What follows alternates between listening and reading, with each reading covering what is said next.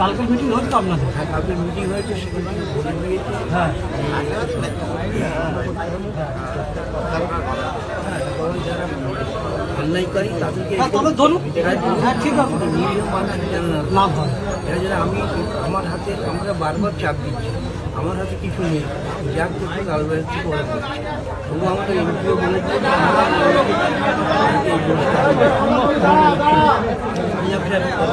হ্যাঁ, কথা তো বুঝতে পারছি। কথা বলি আপনাকে, খুশি যারা তাদেরকে তুলুক, আর যারা খুশি না বা দেখতে গেছে ফটো ক্যামেরায় এসছে তাদের যদি তুলে নেয় সেটা তো খুব অন্যায় কারণ। সেইটাই আপনি একটু যদি থানা বা করে সুরা পাওয়া যায় সেই জায়গায় আপনি একটু করুন। কালকের আবার রাত্রে নিয়ে গেছে, কালকে রাত্রে 3টের সময় নিয়ে গেছে, কাল ভাইপোকে নিয়ে গেছে রাত 3টের সময় ঘর দর ভেঙে, দরজা ভেঙে। এটা কি কথা বলবেন আপনি বলুন?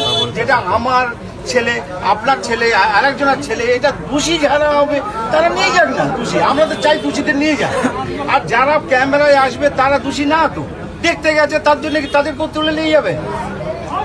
দাদা তুমি এটাই বলো, যারা দোষী হোক তারা, যারা মানে এমনি গিয়েছে, কাল রাত্রে এটা নিয়ে গেছে, কাল মনে করেন কাল ছেলে বলছি আমার কাছে যে 5 থেকে প্রায় 400-500 লোক এসছে, বুঝলেন না? ব্যাপার হচ্ছে আপনারা যে দুজনকে এখান থেকে ধরেছেন, ওদের বক্তব্য হচ্ছে যে ওরা কালপ্রিট না, ওরা কি মানে আপনার তথ্যের উপরে ওদের ধরেছেন? বলছি ওদের সত্যিকারের ওরাই কোনো অন্যায়কারী?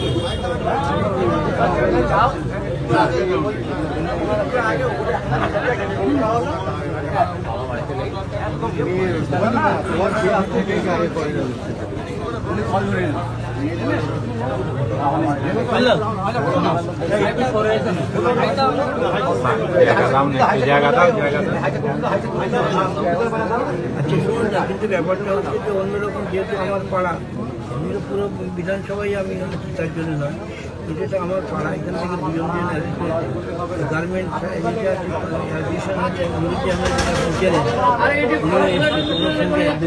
কথা বলুন। নমস্কার,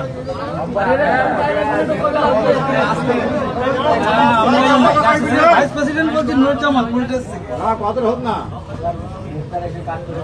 ওয়ালাইকুম আসসালাম।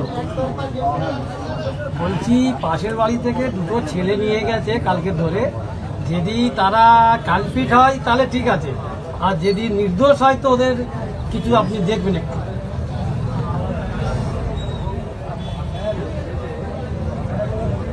হ্যাঁ হ্যাঁ